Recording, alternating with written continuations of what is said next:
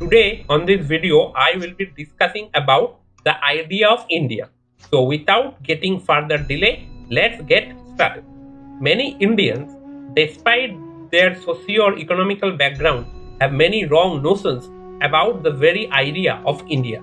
They think that India as an independent nation began its journey in 1947. Many of them believe that it was the British who actually united the subcontinent into a single political unit, as if before 1947 India does not exist. They're right in some extent, not fully. Actually, in 1947, India born as a nation state, but before that, it was a civilization state. The word nation state is a Western idea that originated in mid-17th century Europe during the Peace Treaty of Westphalia in 1648. In this treaty ended the long bloody war fought between the Catholics and other Christian denominations, especially the Protestants. The result was that this treaty overturned the medieval system of centralized religious authority and replaced it with the decentralized system of sovereign territorial states. So for some scholars, the Westphalian Treaty marks the birth of the nation state. Thus, in origin of the nation state, religions, i.e. Christianity, played a significant role. Now, coming back to the main discussion, many Westerners associate India with backwardness, patriarchy, casteism, superstition, poverty.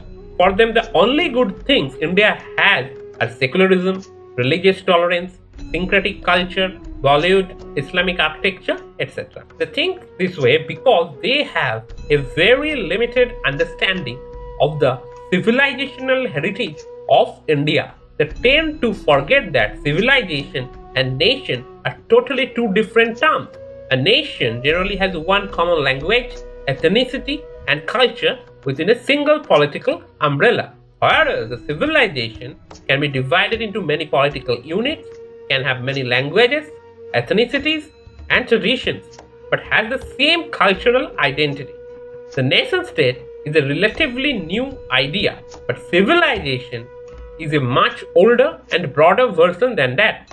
However, it doesn't mean India never had political unity.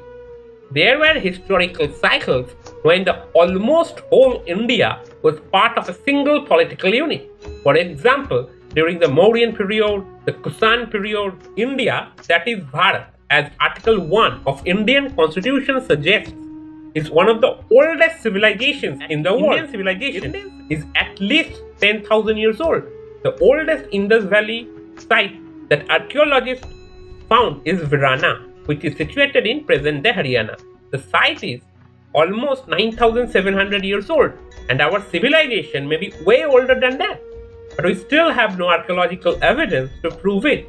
For that, we need more archaeological diggings. But sadly, many prominent historians still believe Hinduism is a foreign culture that was taken into India by the nomadic Aryans, who destroyed the original Dravidian culture of Indus Valley. However, some recent studies shows that there are many cultural similarities between Indus Valley civilization and present-day Indian culture. Also, there is no solid archaeological evidence to prove the Aryan invasion or migration.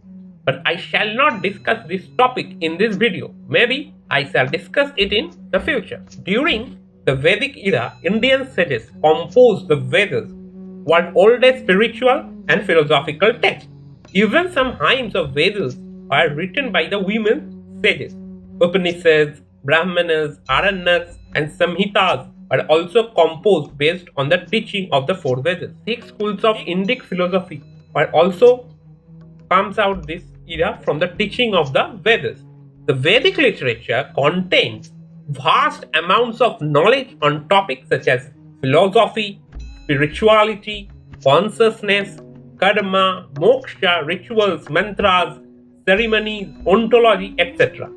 Our culture also also composed two divine epics named the Ramayana and Mahabharata. Later, our culture also created 18 Puranas that focuses on many topics like cosmogony, cosmology, genealogies of gods, goddesses, kings, warriors, sages, and demigods, folk tales, pilgrimages, temples, medicine, astronomy, grammar, mineralogy, humor, love stories, as well as theology and philosophy.